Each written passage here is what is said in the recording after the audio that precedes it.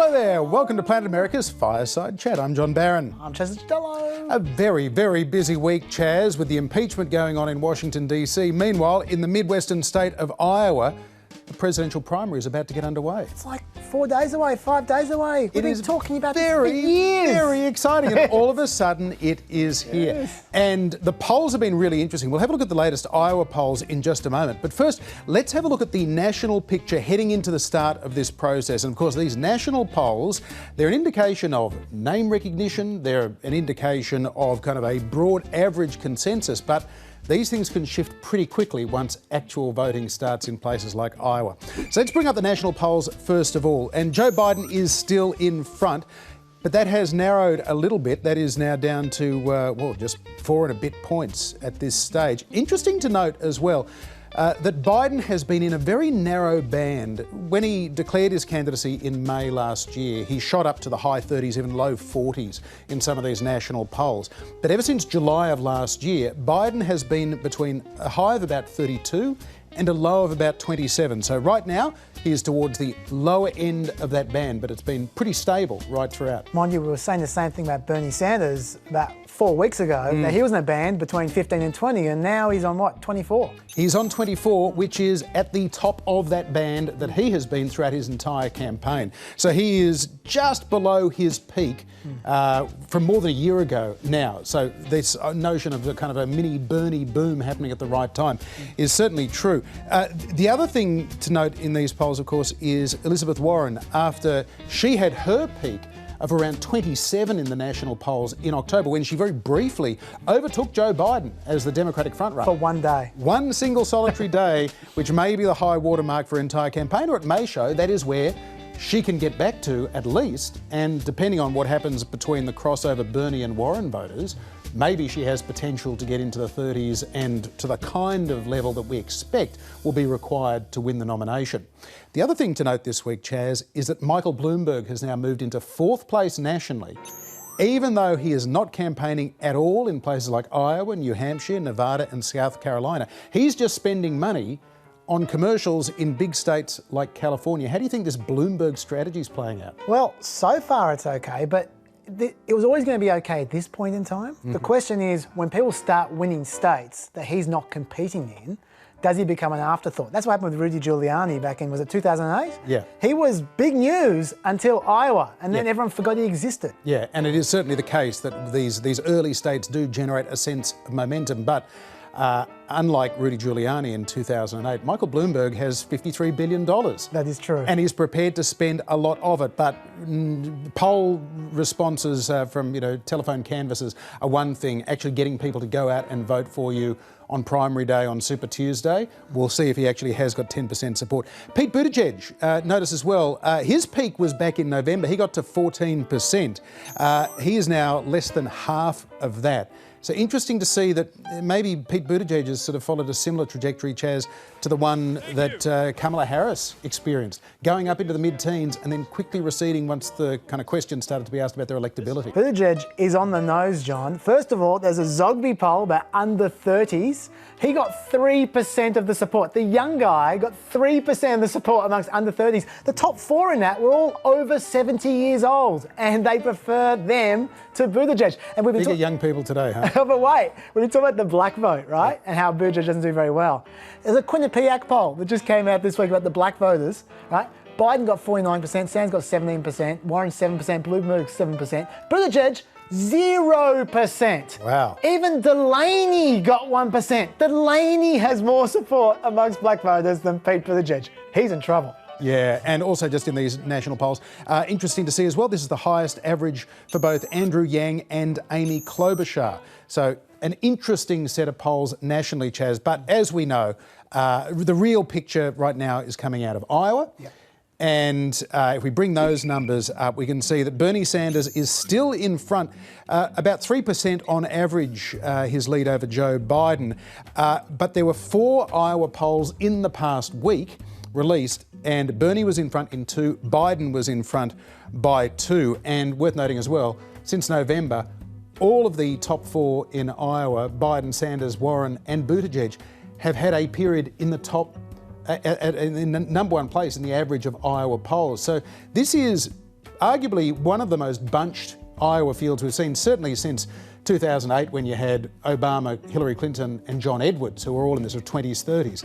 This could be a repeat of that year. Well, in this case, you got 4 of them, not 3. Yeah. So this could indeed be the closest ever with 4 people. Yeah. And the thing is, the thing that makes this really difficult is you just don't know with Iowa, because every single year it throws up a surprise. Even now, we think to ourselves, oh, 5 days away, it's settled now. But no, every single year, a week out, 4 or 5 days out, the polling does not represent what ends up happening to delegates. At 5:38, they crunched numbers on this. Yep. They looked at the last 11 contests, competitive contests, and only 3 reflected, the final result reflected the polls a few days out. And I've got some examples here. 2016, Trump gained 7 points, Rubio gained 11 points. That's just in the last few days. 2012, Romney and Ron Paul, they're about right, but Santorum, 14 points. Now, I should point out, this is polls versus delegates, but still, these are big results. In 2008, Obama gained 11 points, Edwards gained 6 points. In 2004,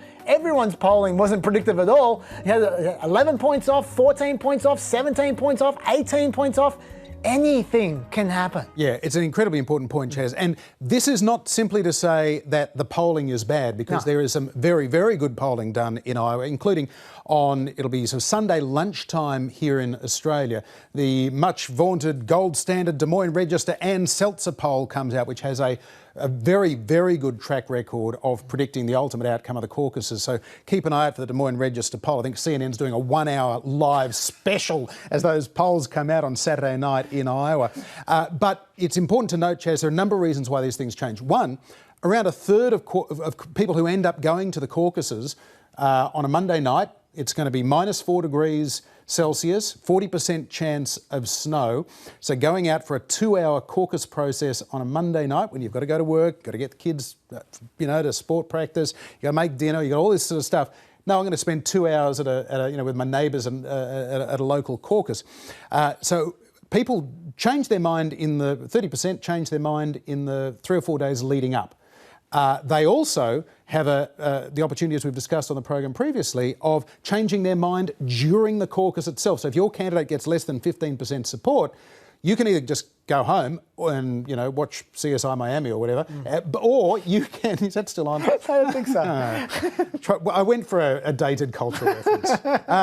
Or you can realign to another candidate, which means potentially, if Amy Klobuchar is still getting 10% in a lot of these polls, which she is, if you're a Klobuchar supporter on the first round or a Yang supporter, do you go home after an hour, or do you say, well, my next pick is Joe Biden? And so that's where potentially Joe Biden could gain from some of those second-tier candidates, like Klobuchar. Like Klobuchar. And if Buttigieg fades, and if Buttigieg is below that 15% threshold, again, the expectation is that Biden will benefit from those second preference votes. Whereas both Sanders and Warren being strong and above that threshold of 15% suggests they will both be viable and may split the delegates, allowing for a little bit as Obama did in 2008, which saw Obama go up to about 37% support amongst the delegate count, whereas John Edwards came in second, Hillary Clinton in third. But Edwards and Hillary Clinton were dividing some of those moderate votes. Obama was getting some of those more progressive votes. So it could be a kind of a reverse 2008 scenario. Yeah, we should also point out as well that Warren has an enormous organisation. And they all have the same organisation now, but hers was there 12 months ago. And that might make a difference, just a percent or two, to keep her above 15%, which Bernie Sanders would not like at all, obviously, because he didn't want to get her second preferences. And the other thing I think which changes people's results is you can convince people. Yeah, it's one thing to tell a pollster what you think quietly. It's another thing to have to yell it at someone who's right next to you. Yeah. And that's partly why we have seen, with one or two exceptions, we've seen a little bit of a kind of a détente, a ceasefire between candidates, particularly like Sanders and Warren, because they know that they could be seeing their supporters shifting to and from. So they're not directly attacking each other in a lot of these polls. But that doesn't mean there aren't attacks on Iowa television at the moment. You've got to feel sorry for the poor people of Iowa. In the average commercial break right now, about 2/3 of the ads that are playing are political ads. which, I mean, if you've seen the rest of Iowa television, which is mainly sort of local lawyers and farm supply companies. And CSI Miami as well. Yeah, and CSI Miami, yeah. So they're seeing a lot of these messages. But let's take a look at some of the ads that Iowans are seeing right now. This is an outside group, a super PAC, attacking Bernie Sanders' electability and health, while at the same time trying to sort of give a kind of a bit of a backhanded, well, we like Bernie, but unfortunately, he's got good ideas, but we don't think he's electable. Take a look. The most important thing is we have to beat Trump. We've seen the damage that Trump and the Republican Congress have done. I doubt if Bernie Sanders can beat Trump. I like Bernie. I think he has great ideas. But Michigan, Pennsylvania, Iowa, they're just not going to vote for a socialist. I do have some concerns about Bernie Sanders' health, considering the fact that he did have a heart attack. I think it's very important that the Democrats nominate somebody that can beat Trump. I don't feel as though Bernie Sanders would do well against Donald Trump. I just don't think Bernie can beat Trump. DMFI PAC is responsible for the content of this advertising. Now, Chaz, that commercial is from an outside group called Democratic Majority for Israel, DMFI PAC. It's a pro-Israel political action committee with people that work for it have links to both Hillary Clinton and Amy Klobuchar, so centrist Democrats who basically think that Bernie Sanders is too pro-Palestinian in all of this. What do you think of that? Is that an effective attack, saying he's a nice guy, good ideas, but he's socialist and he had a heart attack? Look, I think they're treading lightly, which is a wise thing to do. The Democrats don't look too fondly on super negative ads. So I think just talking about electability, I think that's probably smart on their point of view. In fact, if you look around, all the ads, they don't go too hard. And especially against Sanders, even though there's a lot of people going, oh, I don't know about Bernie Sanders, like out of the moderates, they're not going to go too hard. And the reason for that is there was a really interesting poll on this. They asked people, the supporters of the top three candidates, if your candidate won't be the nominee, will you support the Democrat candidate? And this is what they said. 87% of Biden supporters and 90% of Warren supporters said yes, they would support the Democrat candidate, even if it wasn't a nominee. Whereas only 53% of Sanders supporters said yes. But here's the interesting bit. 31% of those Sanders supporters said it depends on the nominee. So no candidate is going to want to alienate 30% of Bernie Sanders' support base. He is carrying a big baseball bat. They're going to lay off. Yeah, well, they saw in 2016 what happens when the Bernie bros get upset with the eventual nominee and don't turn out and vote. Now, Bernie Sanders, of course, he's stuck in Washington, D.C. 6 days a week for the impeachment trial at the moment. He hit back against that Democratic Majority for Israel ad this week on social media. Here was his response. It is no secret that our campaign is taking on the political establishment and the big money interests, who are now running negative ads against us in Iowa. The billionaire class is getting nervous, and they should. Under our administration, there will be real campaign finance reform so that billionaires will not be able to buy elections as they're trying to do right now. Now, what's interesting about that, Chaz, to me, is that if it weren't for the fact that Bernie Sanders is himself culturally Jewish, there are things in his response there talking about this pro-Israel group as being billionaires and, corporate interests controlling the world and everything, that some have accused Bernie in the past. That rhetoric is anti-Semitism, which is kind of an interesting argument against Bernie Sanders. Yeah, I don't think Bernie's an anti-Semite. But I do think he's wrong about the attack ads. Like I was just saying, they're not doing this. In fact, the Wall Street Journal ran a study last week, this was, so it might have changed since then. But they looked at I think it was 85 ads over the last 2 months, and they'd run, 72,000 times, I believe. 0 negative ads from any candidate. They literally did not mention any other Democrat candidate. No candidate mentioned any other candidate, which I think is amazing. Now, there's another ad that's getting heavy airplay in Iowa this week, and this is a Joe Biden campaign ad with his name on it. And instead of engaging with his Democrat rivals, he is hammering this electability argument. He's the one that can beat Donald Trump. Take a look. Donald Trump has made it clear. Joe Biden, Biden, and Biden. He's got Joe Biden on his mind because Trump knows Biden will beat him in Pennsylvania, Michigan, and Wisconsin, the states we need to take back the presidency. Joe Biden stood on the world stage, helped make Obamacare the law of the land, and can step in on day one. It's why Trump can't stop talking about Joe Biden. I'm Joe Biden, and I approve this message. Look, it's interesting Joe Biden says that, because I don't think anyone told Donald Trump that. Because if you look at Donald Trump's public mentions over the last few months, there is a certain pattern forming. Have a look there. That is Elizabeth Warren down the bottom. He doesn't seem too interested in her.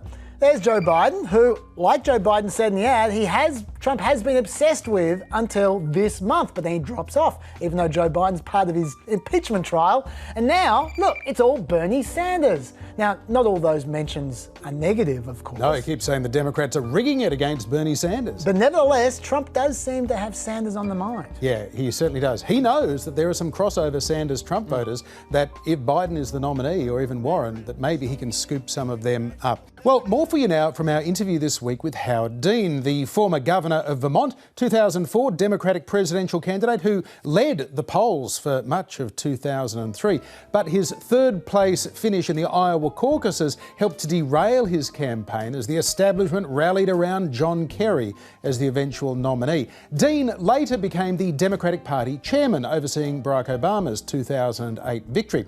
We began by talking about race in the 2020 campaign and why he thinks there are no candidates of colour left in the top tier. On the issue of race, we've got Castro, Booker, Harris and others who are all out of this contest before a single vote is cast in Iowa. What is happening that this has become a very white field?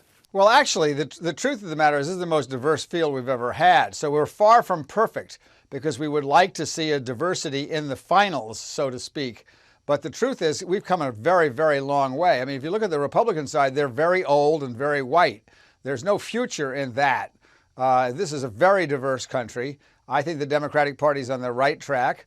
In the last 3 elections, 2 in Virginia and 1 general election for Congress, we have picked up the majority of seats, and they look like the rest of America looks. So we are making progress. It's just not enough. Isn't the real issue, though, the lack of black senators and black governors out there? So there's a smaller field from which to pick presidential candidates? Well, that certainly is an issue. On the other hand, we have had a number of African-American governors. I don't believe the Republicans have had a single one.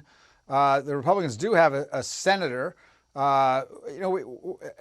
are the party of diversity, and they're not. And it's just, they don't have many women. They don't have many people of color. And this country is a country in which in another 25 years, the majority of kids who start kindergarten, who are in school, in high school, are going to be of color. So this is a very diverse country. And I think gradually the electorate is electing people who look like them. I would agree it's not happening fast enough, but if you look at the other side, it's not happening at all. One more on the question of race. Why do you think black voters like Joe Biden so much more than white voters do? I'm suspecting that they have a great loyalty to him because he was the vice president of the first African-American president of the United States, the most powerful person in the world. It was the election of Barack Obama was really quite extraordinary, and it was really, and I happen to like George Bush as a person, but I think he was the kind of president that alienated most of the rest of the world. And to come back from that and elect an African-American president is an extraordinary thing, not done, in my view, by any other country, except for, of course, people in Africa, where the majority of voters are black. So, this is still a great country. We're going through a terrible time now with a totally incompetent president who's a crook. And I think we'll get through that. Governor, can I ask you about Bernie Sanders? Just last week, Hillary Clinton said nobody likes Bernie, nobody wants to work with him. What is the issue with Bernie? Well, look, Bernie's controversial. He says hard things, and he's occasionally said mean things about people. My own view is that this is a very important election, that the difference between Bernie Sanders and Donald Trump is just enormous, and there's no question that I'm going to support Bernie Sanders if he wins the nomination. But there's a great deal of bitterness over the 2016 election. Bernie has very sharp elbows, but at the end, as Al Gore said to me when I was going down the tubes in my campaign 16 years ago, it's really not about you, Howard, it's about the country, and that's my view of all this. I actually don't know. I am neutral, first of all, because I'm doing a major data project for the Democratic Party. And second of all, I truly have no idea who I'm going to vote for in my own primary, which is on Super Tuesday. But there are always going to be strong feelings in the Democratic Party. And Bernie's supporters are equally adamant about other people, and they certainly were not particularly nice to Hillary. So there are old battles that have gone on for a very long time. We're going to have to put those behind us by Election Day, no matter who wins the caucuses and who wins the nomination. It's one thing, I suppose, Governor, to fall into line if Bernie is the inevitable nominee, but could we see a very well-funded campaign of anybody but Bernie to try and block that, maybe being bankrolled by the likes of Michael Bloomberg? Sure, but we always do that. This is not new. I've been in this business. This will be my 11th convention, or maybe 12th even. I think my first was in 1980.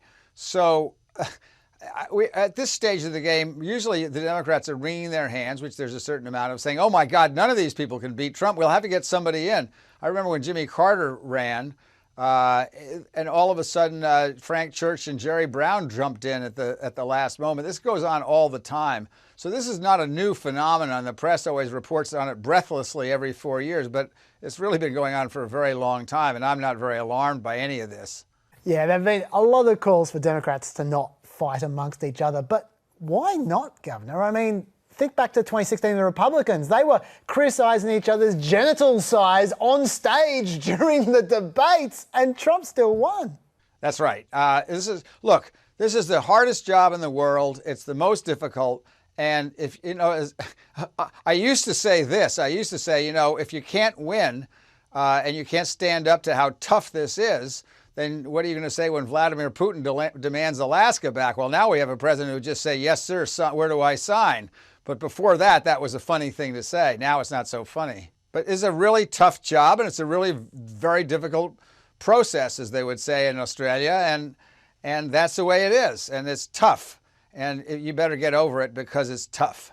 Right now, the Democrats are in a fairly bunched field with sort of 4, even 5 potential nominees already amongst them. With the proportional allocation of delegates, could we see this mythological contested convention? Is that something that could happen in 2020?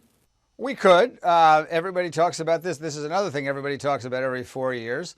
We could. I doubt it'll go past the second ballot because on the second ballot, all the superdelegates who don't get to vote this year on the first ballot get to vote, and they will probably make the decision if the convention can't.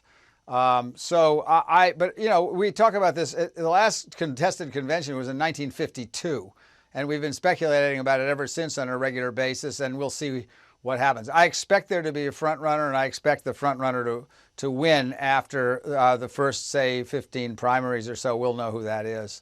So a second round of balloting at the Democratic Convention with the potential of superdelegates weighing in on that second round to tip the balance away from Bernie Sanders. That's a recipe for disaster in the party, isn't it? Well, it's never happened before. There was all this talk after 2016. Oh, my God, the superdelegates did this. The superdelegates have never, ever decided who the nominee is going to be in the history of our party.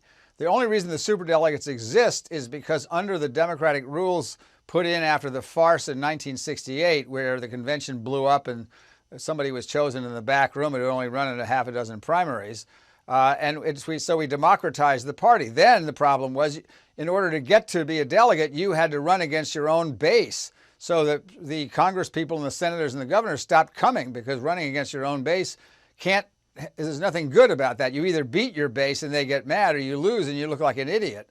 So they didn't come. So then we're having the every 4-year convention of the biggest of the party, the biggest meeting of the party, and the elected officials weren't coming. And that's the only reason that superdelegates exist, who are almost all elected officials. Leaving aside Amy Klobuchar and Pete Buttigieg for a second, who probably don't have a path forward if they fail in Iowa, is there one particular candidate who you feel Iowa is more important to than the others? Yeah, those two. They're very, very important. And the rest of them, Iowa matters. Iowa, when I was chair of the Democratic Party, I really was neutral. I didn't even vote in the primary that year because I had to be the referee. And of course, as is usually the case, both sides thought I was in the tank for the other and would treat me accordingly. But at that time, When Barack Obama won the Iowa primary, I, of course, 4 years earlier had run in the Iowa primary. I know how tough that is. And I thought to myself, not only can this guy win the nomination, but he can also be president of the United States. The organizational strength that you have to show in order to win the Iowa caucuses is extraordinary. And so that's really the purpose of having something like the Iowa caucuses. The organizational strength you have to have is going to determine who wins. That's going to really give somebody a head start. And they'll go into New Hampshire and then Nevada and South Carolina. If somebody wins all 4 of those, they're on their way to win the nomination, I think. Governor, of course, this nominating primary is taking place at the same time as the president is on trial following his impeachment in the House. How do you think that's going to play out come November? Hard to say. I think my guessing is that most Americans believe that Trump is a crook. Actually, the polling shows that that's true. That doesn't apparently stop them from voting for him, which is a problem. And it's going on in all the democracies. Not all the democracies. I'd say New Zealand and Canada we can still be proud of. But it's, we've seen this in a lot of places that we are shocked. I mean, I'm shocked at what the Brits did. I'm shocked at what's going on in Poland and Hungary and certainly Brazil. So this is a sort of a disease of democracy that we have to sort out and see where this is all going. People are angry. I think part of it is a failure of capitalism to provide for everybody. The statistics all are, the top 25, the richest 22 women in the world, this is an interesting one, have more money than the entire every woman put together on the continent of Africa. Well, that kind of disparity makes people really angry, and they vote out of anger, and then the leadership we get is reflected in that anger. And then, of course, they disappoint, because when you elect somebody in anger, you're usually electing somebody who's not really capable of governing. They're just capable of making you angry. Howard Dean, thanks for being with us. Good to have you on Planet America. Thank you. This week was week 2 of President Donald Trump's Senate impeachment trial. And Chaz, this week, of course, it was dominated by the defence case. It was. The ever-changing defence case, as it turns out. Yeah, I'll take you through it, okay? Because they started off with a pretty standard defence tactic, which is very reasonable, which is to create doubt. That's what good attorneys do when they're representing defence. The Dems, for instance, said it was highly unusual that Trump froze Ukrainian aid. So then defence comes in and listed 5 other times that Trump had frozen countries' aid. The Democrats said Trump was lying about freezing the aid because he thought that Europe wasn't sharing enough of the burden. That's what Trump said. They said he was lying.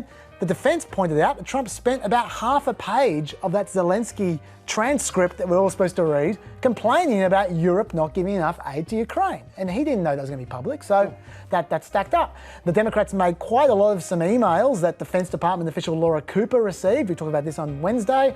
These emails suggested that Ukrainians knew about the aid freeze way back in July, and so therefore the Ukrainians could have felt pressured by the aid freeze. The defence pointed out, though, what they did not tell you is that Ms. Cooper testified that she could not say for certain whether the emails were about the pause on security assistance. She couldn't say one way or the other. And then Ukrainian officials held 5 meetings with US officials before the aid freeze became public knowledge. If the Ukrainians had known about the hold, they would have raised it in one of those meetings. Yet the Ukrainians didn't say anything about the hold at a single one of those meetings. Not on July 9, not on July 10, not on July 25, not on July 26, not on August 27. But then, boom, as soon as the Politico article comes out, suddenly, in that first intense week of September, in George Kent's words, security assistance was all they wanted to talk about. Okay, so there was doubt being created. I thought they were doing a pretty good job, but then there was a Bolton from the blue, John. Very nice. There sure was. So ever since he left the White House late last year, there's been speculation as to John Bolton's role in all of this. Yeah. And we heard evidence from the likes of Fiona Hill and others in the Senate impeachment process that John Bolton had described the deal with Ukraine as being like a drug deal that was trying to be cooked up. And he's maintained his silence. He refused an invitation to voluntarily appear before the House impeachment hearing, but he did make it clear that if he were subpoenaed, he would appear before the Senate trial. So that's been in the background until, of course, these leaked manuscripts from Bolton's forthcoming book came out. And Well, essentially, John Bolton is saying everything that you've heard about the quid pro quo, Donald Trump directly linking the military aid to a Ukrainian announcement of an investigation into the Bidens. That's exactly what Trump was saying to him, and on more than 20 occasions, John Bolton, plus the Secretary of State Mike Pompeo, Mark Esper, the Defence Secretary, others were saying to him, please, sir, stop this. This is really, really bad, and Trump wouldn't listen. So everybody was in the loop. As was famously said by some. This is first-hand testimony now. The first-hand testimony that was denied by the refusal to appear from the likes of Mick Mulvaney, Mike Pompeo and others last year. So that opened up the debate as to whether we're going to see witnesses appearing before the Senate stage of the trial. That's to be determined in the next 48 hours. It looks as though they're, at the moment, really scraping to get to the 51 votes to force witnesses to appear. There's Romney and maybe Collins. That's 49 votes. Where are the other two? We don't know right now. Maybe Lamar Alexander. We'll have to see how that pans out. In the meantime, of course, Donald Trump responded to John Bolton's book with a tweet. Take a look.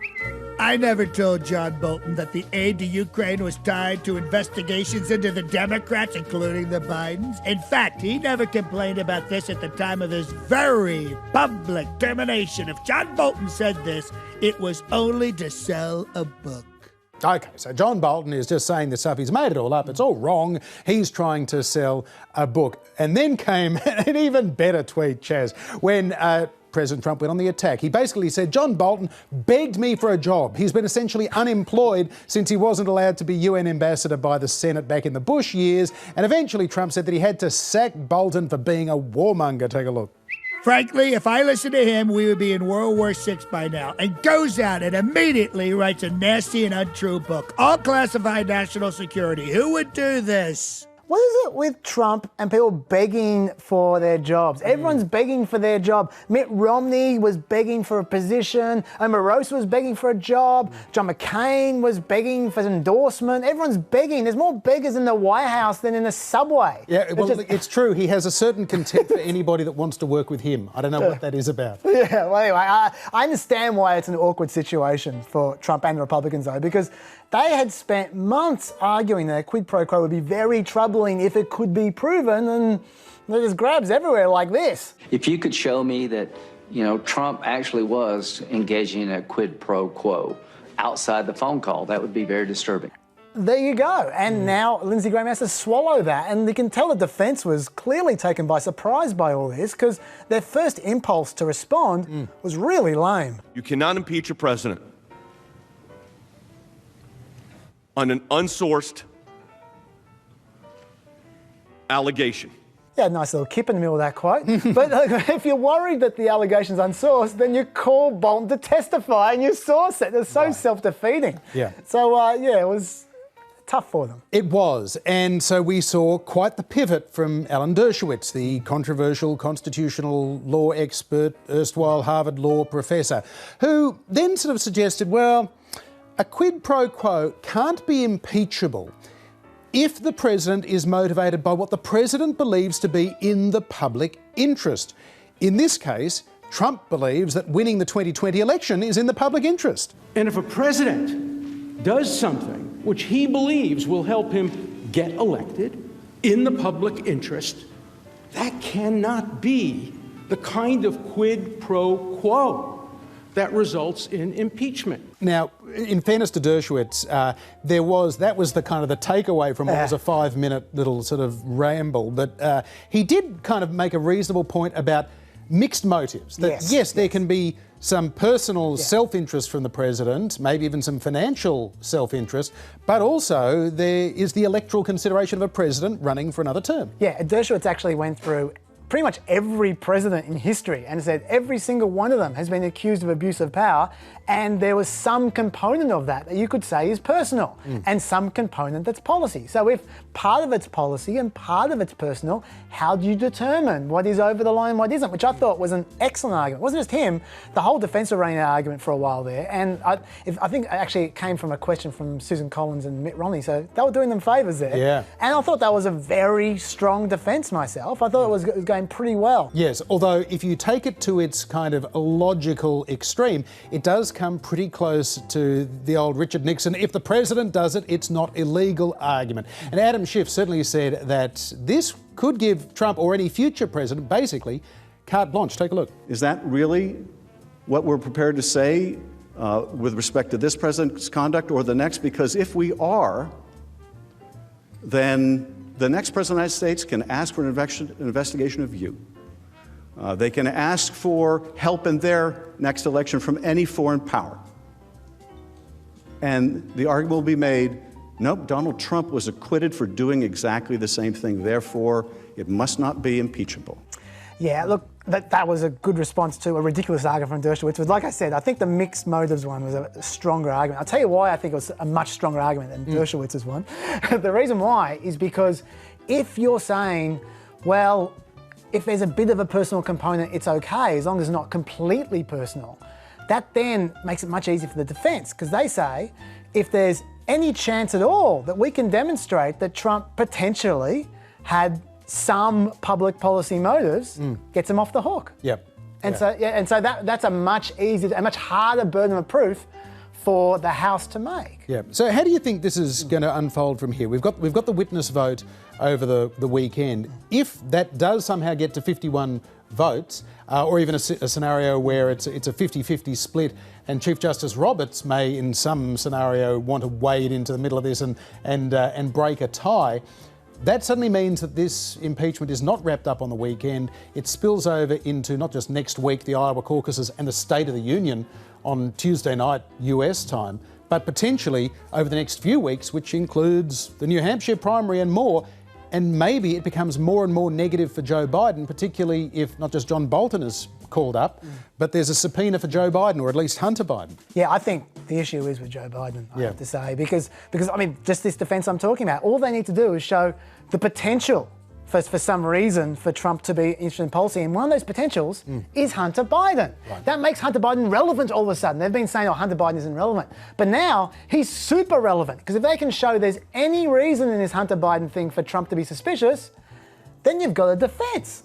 And so, for example, here's how Ted Cruz put it. The House managers based their entire case on the proposition that investigating corruption for Burisma and concerning the Bidens was baseless and a sham. We've just seen 2 hours of evidence, and at a minimum, it was not only reasonable and justified, but the president, I think, had an obligation to investigate corruption that potentially extended to the very highest levels of government. So Ted Cruz is making that case as well. He's saying, well, look, it's reasonable to at least look at Hunter Biden. The defence were clever about this. They didn't overreach. They didn't act like Joe Biden was corrupt or Hunter Biden was corrupt. They just tried to prove two things. Number one, that everyone knew about the Hunter Biden thing and they all thought it stunk a little bit, that he was being paid millions of dollars to do nothing. And secondly, that it was possible that Donald Trump could see the Joe Biden situation and think that's worth investigating. That's all they had to demonstrate. It was possible. And, well, this is point one. This is the point one that everyone knew about Burisma. Here are just a few of the public sources that flagged questions surrounding this very same issue.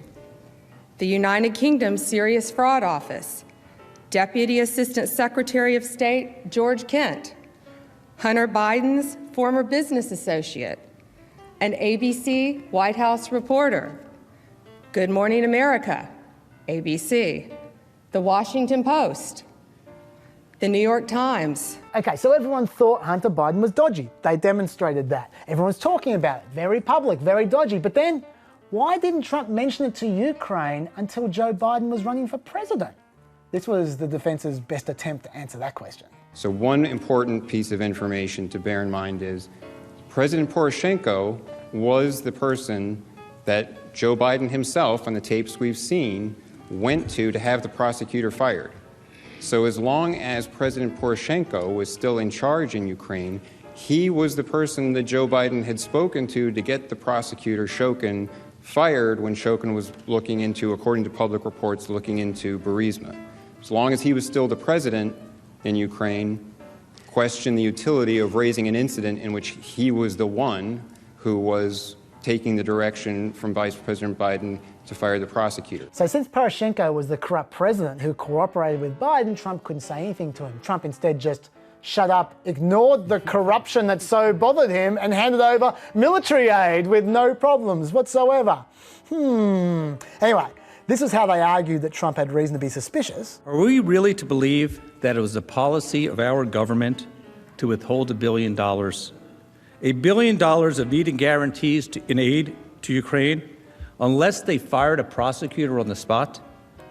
Was that really our policy? An effective argument, although I have an effective rebuttal, John. Yes. Yes, that was official policy, and this is how you know. In October 2015 and March 2016, there were hearings in the Senate Foreign Relations Committee where Assistant Secretary of State Victoria Nuland told the senators exactly that. To quote Trump, read the transcript.